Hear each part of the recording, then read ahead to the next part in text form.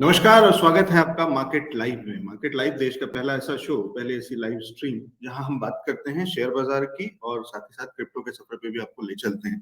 फिलहाल शेयर बाजार की बात कर लेते हैं क्योंकि जिस तरीके की खबरें आ रही हैं, जिस तरीके के अपडेट्स हैं शेयर बाजार से, वो थोड़ा विचलित करने वाले हैं, अगर मैं कहूँ परेशान करने वाले हैं कुछ लोगों के लिए जो थोड़ा शॉर्ट टर्म देखते हैं या किसके लिए है किसके लिए नहीं है, कितना परेशान होना चाहिए, आगे क्या देखा जा सकता है, क्या कितना और गिरावट हम देख सकते हैं, ये सारी चीजें जानने की कोशिश करते हैं मेहमान से, एक्सपर्ट से, जो कि समझते हैं बाजार को बहुत अच्छे से।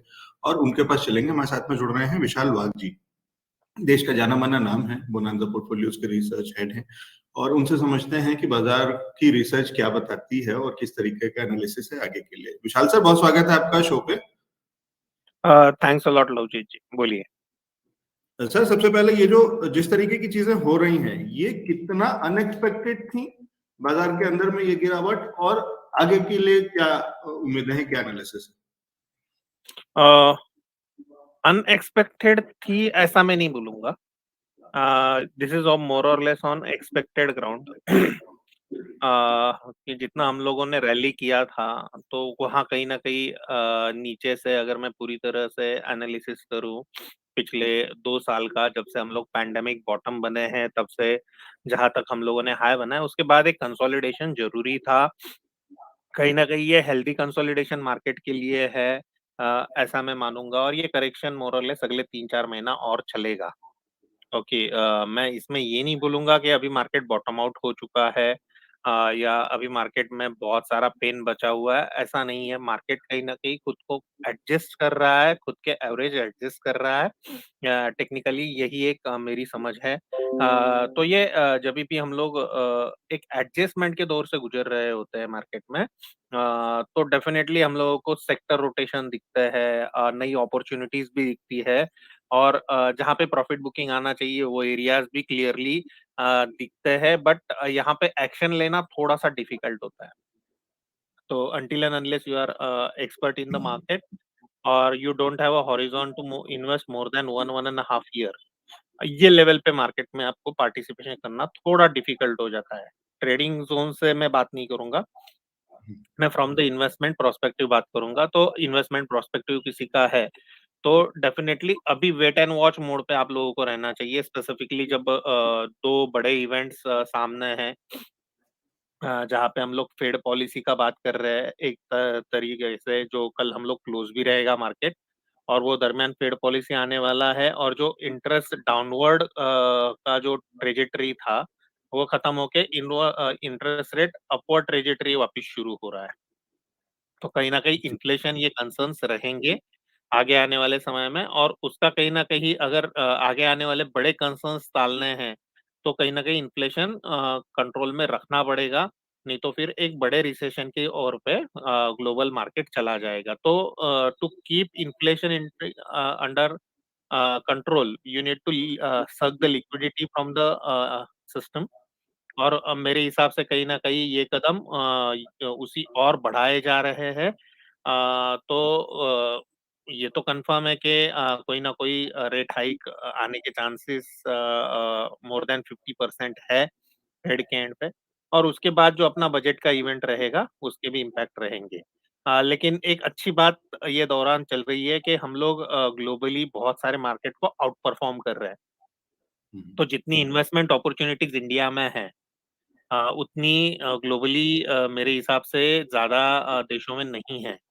तो वो हिसाब से देखा जाएगा तो कहीं न कहीं हम लोग बॉटम में बाय हो सकते हैं। रहा सवाल ये वीक का, ये वीक में 17,000 16,900 एक ऐसा लेवल है, जो लेवल के नीचे बंद होना थोड़ा-सा डिफिकल्ट है। तो यहाँ पे जो स्टॉक्स बाउंस बैक करेंगे, कहीं न कहीं वापस जो स्टॉक्स गिरे नहीं है उनको एवरेज आउट करने का अपॉर्चुनिटी रहेगा। जो स्टॉक ज़्यादा गिर चुके हैं उसमें एक बाइंग अपॉर्चुनिटी थोड़ा-सा एकदम शॉर्ट ड्यूरेशन के लिए ट्रेडिंग बेसिस पे बेट बनेगा। लेकिन आपको भी पता है, या आप जहाँ जितना मार्केट में समय गुजार चुके हैं, आपको भी पता है कि probabilities do not work on the event days. तो यहाँ पे प्रोबेबिलिटी जो है कि 16,900 के नीचे का क्लोज नहीं आएगा। इसमें एक इवेंट है फेड। ओके, तो अब एक फेड का इवेंट इनफैक्ट अगर अगले हफ्ते इस कमिंग वीक में सर हमारे पास दो बड़े इवेंट्स हैं जिसको कि हम देख रहे हैं, एक फेड का बैठक और दूसरे बजट जो हमारे बजट बाजारों तो के लिए। नेक्स्ट वीक में आएगा। जी ओके, तो पहले हम लोग थोड़ा सेग्रीगेट करके चलते हैं कि ये बजट, ये फेड के इवेंट के पहले हम लोगों को कल का छुट्टी। जी, ओके, कल तो की वो एक छुट्टी है, परसों की तो एक्सपायरी है हमारे यस, बाजारों की, तो वो ये सारी दो चीजें हैं। दो जी बड़े इवेंट है और उसमें मार्केट का व्यू जो है वो निगेटिव है।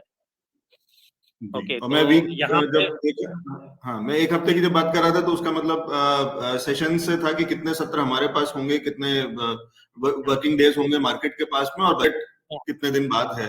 वो एक हाँ हफ्ता ही है, मतलब अगर वो 5-7 दिन हाँ, 5-7 दिन वो मिलेगा। यहाँ जी से मैं पहले ये पूरा फ्राइडे तक बात करूंगा। ये फ्राइडे तक का जो इवेंट है वो कहीं ना कहीं मुझे ओवरसोल्ड टेरिटरी में है, बाउंस बैक आते हुए दिखेंगे। ओके, अब मैं फेड पे बात करता हूँ। फेड पे मोर और लेस चीजें डिस्काउंटेड है। वहां से उन्होंने रेट हाइक भी किया तो ऑलरेडी वो सेल ऑफ हो चुके हैं, तो वहां भी एक बाउंस बैक का ही एक्सपेक्टेशन है। ओके, बस एक जो सीरिया वॉर या सीरिया के अगेंस्ट जो चीजें चल रही है वो थोड़ी सी पेचीदा लग रही है। वो स्तर पे कहीं ना कहीं प्रॉब्लम्स हो सकते हैं। तो जी, मेरे ख्याल से आप यूक्रेन यूक्रेन की शायद बात कर रहे होंगे सर। हाँ, सॉरी, यूक्रेन की बात कर रहा हूँ। यूक्रेन का जो भी पॉसिबिलिटीज है, अगर वो चीज थोड़ा खराब होता है तो वहां से कहीं ना कहीं बैड न्यूज आ सकते हैं। तो ऑल टुगेदर अगर मैं सम अप करके चलूँ तो मार्केट बेयरिश ट्रेजेक्टरी में है, लेकिन सेल ओवरसोल्ड है। तो एक छोटा मोटा बाउंस बैक मार्केट में बन सकता है, लेकिन वो bounce back as a buying opportunity अगर पकड़ के चलेंगे तो कहीं न कहीं फँस सकते हैं मार्केट में। तो बेटर है कि ऊपरी स्तरों पे सेल की अपॉर्च्युनिटीज़ देखी जाए। ऊपरी स्तर जो सेल के लिए रहेंगे वो 17,300 के आजू-बाजू के रहेंगे। 17,200 से 17,300 ये लेवल कहीं न कहीं सेल ऑफ के लिए रहेगा। और बजट के पहले मतलब 31 तारीख तक ये as a resistance zone play कर सकता है। Where as on the downside 16,900 से लेके 16,800 ये ट्रेजेक्टरी कहीं न कहीं आपको बाइंग का ट्रेजेक्टरी दिखता है। ठीक है, सर मोर और लेस क्या बैंक निफ्टी में भी यही व्यू है या कुछ अलग है? क्योंकि आज अभी अगर हम देखें तो थोड़ा अलग काम कर रहा है या थोड़ा ज्यादा तेजी दिखा रहा है बैंक निफ्टी, एक अच्छी रिकवरी, और ऑलरेडी हरे निशान में आ चुका है आज के लिए बात मैं कहीं न है। कहीं ये क्वेश्चन आपसे एक्सपेक्ट कर रहा था सर। लॉजिक ये है कि बैंक निफ्टी में मेरा व्यू तेजी का है। ओके, तेजी इन द सेंस अगर निफ्टी को 17,200 17,300 के आंकड़े की तरफ लेके जा सकता है तो वो है बैंक निफ्टी। ओके, आईटी में मेरा व्यू तेजी का नहीं है। आईटी में मोस्ट प्रोबेबली जो 2 साल का पूरा रैली हुआ है, उसके बाद कहीं न कहीं 2 क्वार्टर का कंसोलिडेशन हम लोग देखेंगे, 1 या 2 क्वार्टर का। कंसोलिडेशन देखेंगे, करेक्शन देखेंगे। तो वहाँ पे जो मार्केट का दूसरा हेवी वेट है वो फाइनेंशियल्स है। तो कहीं न कहीं फंड फ्लो जो रहेगा वो फाइनेंशियल्स की तरफ रहेगा। और दूसरा करेक्टिव रैली में नॉर्मली एफएमसीजी प्रेफर किया जाता है। तो एफएमसीजी हम लोग बहुत अच्छे डाउनसाइड में देख रहे हैं। तो एफएमसीजी भी एक अनदर बनेगा। अभी बैंक निफ्टी पे आपके एंड से क्वेश्चन है तो बैंक बैंक निफ्टी पे बात करता हूँ कि यहाँ से बैंक निफ्टी कहीं न कहीं लोअर साइड 36,200 तक लग रही है मुझे। उससे ज़्यादा लोअर आज के डेट में ओपन होते हुए नहीं दिख रहा है। ऑन द हायर साइड 39,000 का ये है मार्क है जहाँ पे हम लोग जा सकते हैं। तो मोटा-मोटी मेरे हिसाब से हम लोगों ने 2 दिन में कल के लोज़ बैंक निफ्टी में अभी तक तो पेनिट्रेट नहीं किए हैं। कहीं न कहीं ये इंडिकेशन मुझे दे रहा है क्लियर कट कि यहाँ से आगे का जो भी शो होगा, वो कहीं न कहीं बैंक निफ्टी के एंड पे ज़्यादा होगा।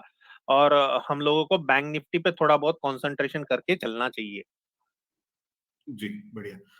विशाल सर, तो मैं जितना समझ पा रहा हूँ, अगर मैं समराइज करूँ, आप ये कह रहे हैं कि जो अगर जब रिकवरी जैसी आएगी या बाउंस बैक आएगा अगर उसको कहें, तो वो पहला बाउंस बैक हम सबसे पहले शायद बैंकिंग सेक्टर में देखेंगे और साथ ही साथ एफएमसीजी में देखेंगे। पहला बैंकिंग सेक्टर में ज़रूर देखेंगे, दूसरा मुझे एनर्जी सेक्टर अच्छा लग रहा है और डिफेंसिव के तौर पे एफएमसीजी काम करेगा। अच्छा, डिफेंसिव के तौर पे एफएमसीजी काम करेगा तो ज्यादा गिरेगा नहीं और वाले चीजें, लेकिन हुँ। जो बाउंस बैक जल्दी या जिसमें ज्यादा एक्सपेक्टेड है वो एनर्जी सेक्टर और फाइनेंशियल बैंकिंग सेक्टर है। ठीक है। कुछ एक स्टॉक्स हैं सर जो आप जिस पे नजर रख रहे हैं अभी? फिलहाल मैं इवेंट के दौर में कोई ठीक स्टॉक पे है। नजर नहीं रख रहा हूँ, और मुझे इवेंट के बाद मेजरली इंडेक्स क्या परफॉर्म करता है उसके बेसिस पे ही आगे स्टॉक के डिसीजंस होंगे।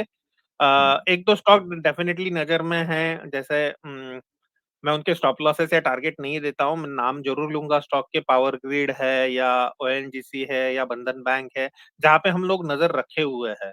ओके, कि ये स्टॉक कहीं ना कहीं अच्छा काम कर सकते हैं, ये समझ में आ रहा है।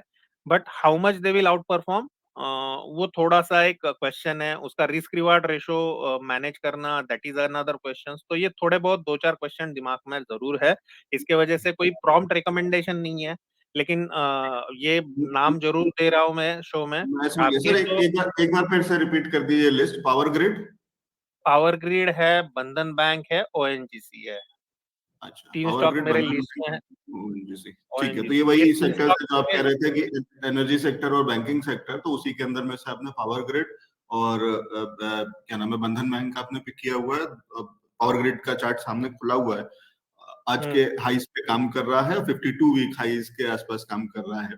तो वो जो कॉन्ट्रा चलने वाली चीज है वो दिख रही है।